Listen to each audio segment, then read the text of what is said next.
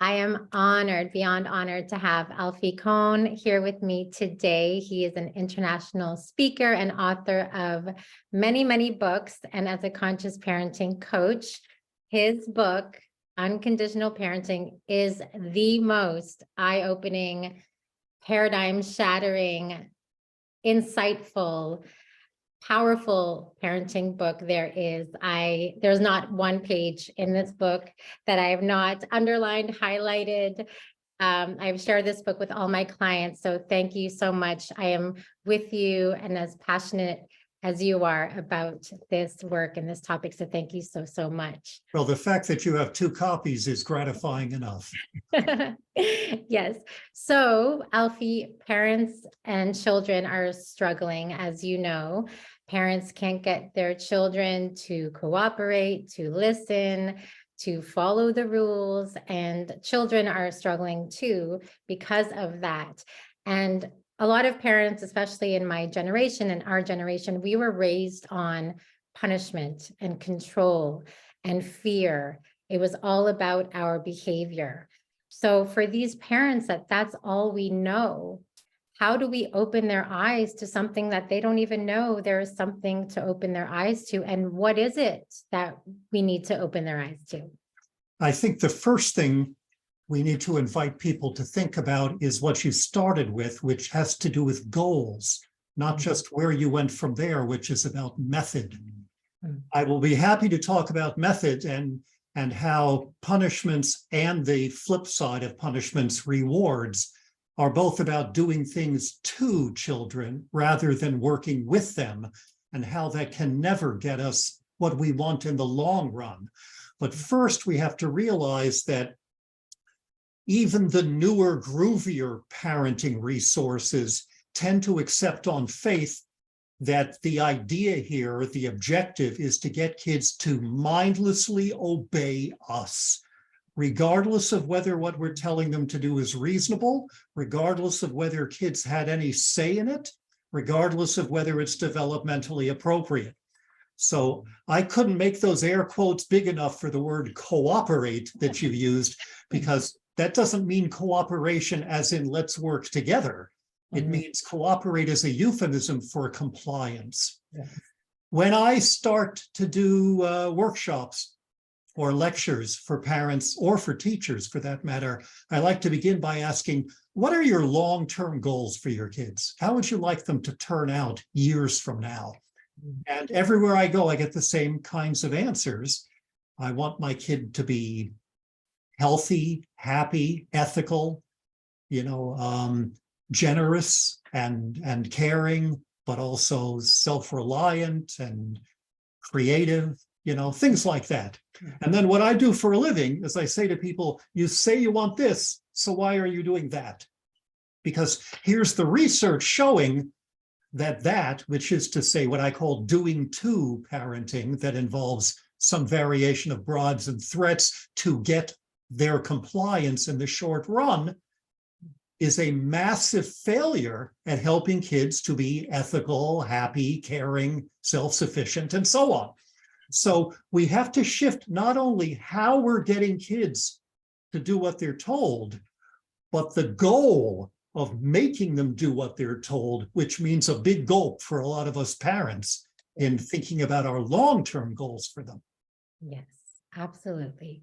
Thank you. And one thing I love about your work, you're one of the very few people that go there. And when I say go there, I mean, you speak about parents, our entitlement, the way we disrespect our children, either unwittingly or wittingly so. As Dr. Haim said, that umbrella story. For example, if a parent is having a glass of wine after dinner and the child knocks it over, wine everywhere, the parent's reaction is usually to, blame the child, humiliate the child, send them away, punish them. But if a friend of ours is over, knocks the same glass of wine, we're, oh, don't worry, it's okay, it was an accident, I can clean it up. We jump, we rush to not humiliate them. Why is that not our default reaction with our own children? Right. I mean, that's a rhetorical question. Yeah. And why is it that we don't allow kids to interrupt us when we're in the middle of something that's important to us, but we think nothing of interrupting kids when they're doing something that's important to them. This is not to say that adults and parents are equivalent, that a parent-child relationship should be the same as a relationship between two friends.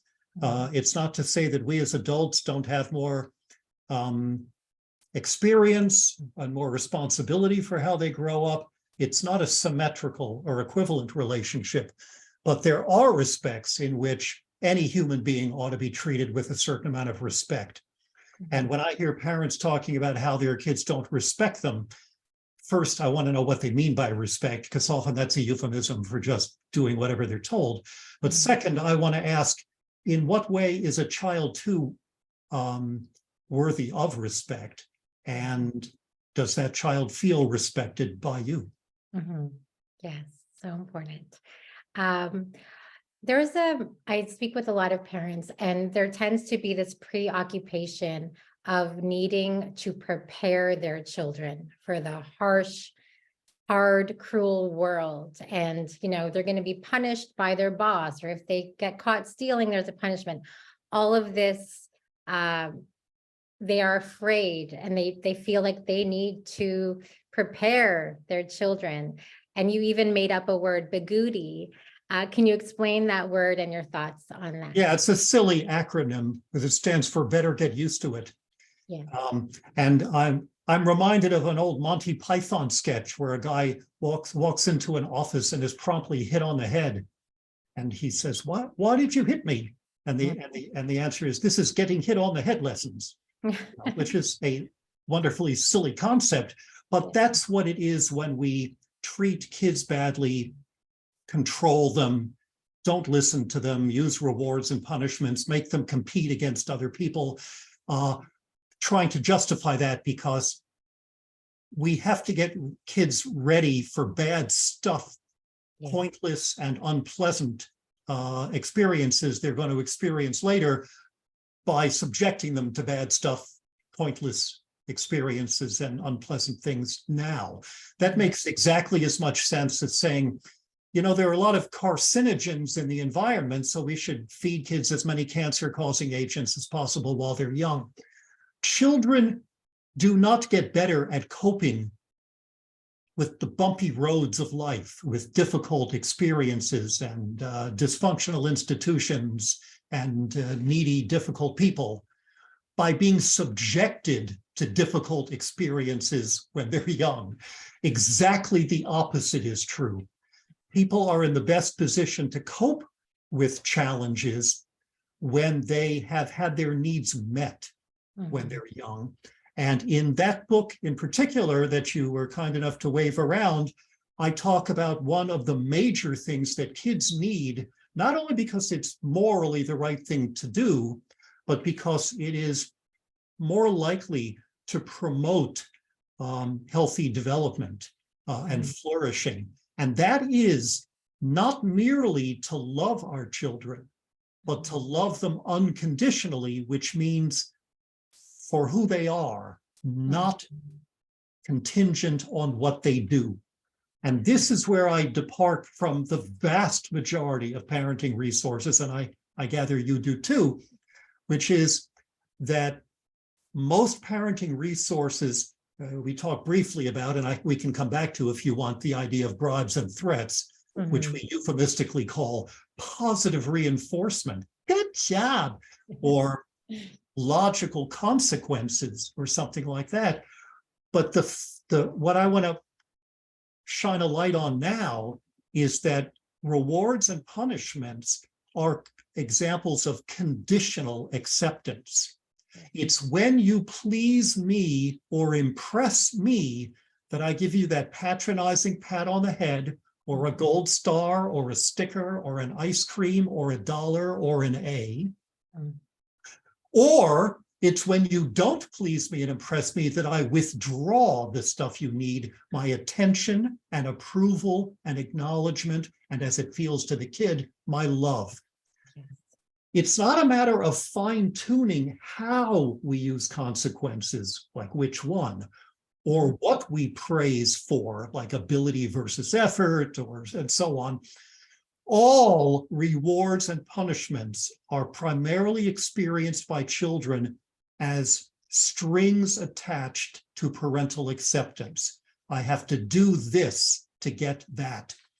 All conditionality.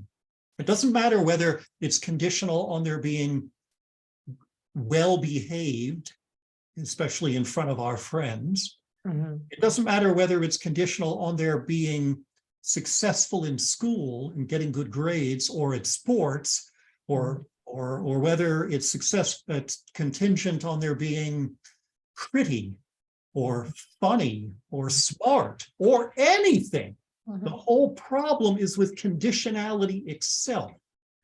That's why what kids most need to deal with a difficult world is the opposite of traditional parenting, which means unconditional acceptance. And not just that we say and think, of course, I love my kid no matter what. That doesn't matter.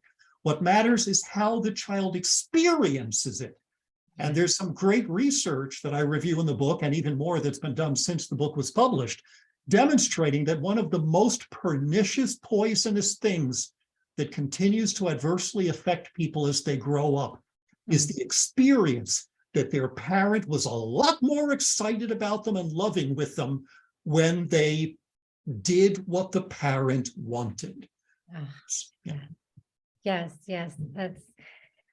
yes. And when we parents reward, they think it's, so innocent and it's a great thing, but rewarding, as you call it, it's sugar-coated control. It's still control. It's the same as punishment.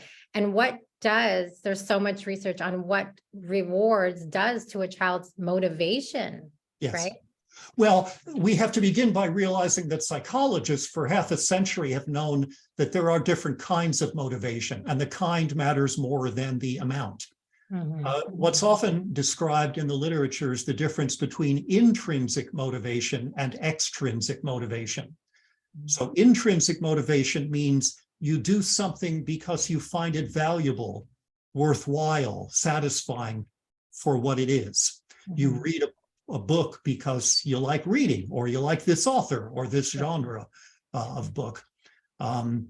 You help somebody because it's the right thing to do, and that person needs the help. Extrinsic motivation, by contrast, means you do one thing so that something outside of or extrinsic to the task will happen. Like, I read the book because somebody gives me a prize for reading, or a good grade, or praise. I help somebody because, again, I get something out of it myself. And it's not just that intrinsic motivation is better than extrinsic, although it is. And it's not even just that the two are just different. Although they are, it's that intrinsic motivation is routinely undermined by extrinsic motivators. Or to put it differently, the more you reward people for doing something, the more they tend to lose interest in whatever they had to do to get the reward. So, for example, every study that I'm aware of that's ever been done on this topic has found that children who go to traditional schools where they get grades are less excited about the learning and about whatever topic is involved, science, math, writing, than kids lucky enough to go to schools or have teachers who never give them grades. Similarly, we find that even adults are less, when they are rewarded, usually with money, for losing weight or quitting smoking or going to the gym, are less likely to persist at those things later than people who were in the control group. In other words, the reward isn't just worse than other strategies. It's literally worse than doing nothing. It rewards like punishments. All rewards and punishments, including praise, are not just ineffective. They are counterproductive. One more example from the research, and I have another whole book just about this topic, which I wrote earlier called Punished by Rewards. which I updated with new research a few years ago. And one more example is that children who are frequently rewarded or praised by their parents are less generous and caring than other kids. And the effect is most pronounced if they're rewarded or praised for being generous. Yeah. Yeah. You say to a kid, "Good job. I really like the way you shared your brownie with Diane. You're such a caring person." That kid just became a little more selfish. Yeah. First, because it was as sugar-coated control, and Mhm. people don't like being controlled. They may like getting the goodie, Mhm. the hug, Yeah. or the candy or whatever, but they don't like having what they need or enjoy used as a lever to manipulate them, which is what all "good job" is really about, as well as sticker charts and all the rest. The other reason that I think the research shows this consistently is that as soon as you reward or praise a kid for doing something, it devalues that thing. Mm. You know, if you say to a kid, "You can play with your video game if you do your extra credit homework assignment in math," what have you just taught them? Math sucks. The kid figures, Yeah. obviously, this is something I don't want to do, otherwise they wouldn't be bribing me for doing it. Yes. And that applies to generosity and helping. If you reward children for engaging in a behavior, you are teaching them this behavior is just a tedious prerequisite to the Yes. goal, which is getting the goodie. So on many, many levels, regardless of what we're doing it for, the target activity, regardless of the type of reward or punishment, Mhm. all of this is bad for multiple reasons, because it's controlling, Mhm. because it's counterproductive according to research, Mhm. because extrinsic motivators undermine intrinsic motivation, and because all of these strategies are fundamentally experienced as conditional acceptance. Yeah. Even one of those explanations being true would be powerful, but they're all true. Yeah. Oh my gosh. And so let's speak about punishment for a little bit, which I find it is so counterproductive. When we punish our children, we make them suffer, feel bad for doing something. What does this do to a child, and what does the child feel when we punish, and how does it show up, and how counterproductive this is? Right. First, let's be clear that just calling it consequences or referring to forcibly isolating a child when she needs us most as time out changes nothing. You look in the child's eyes if you want to know whether it's punitive. So the research finds that punishment, like rewards, is counterproductive. The more you punish a child, the more you have to punish a child for various reasons, because many of them try to act out in a desperate attempt to reclaim some of their autonomy that you're squelching. Also, because what it does to them is and to us is to really strain our relationship with them.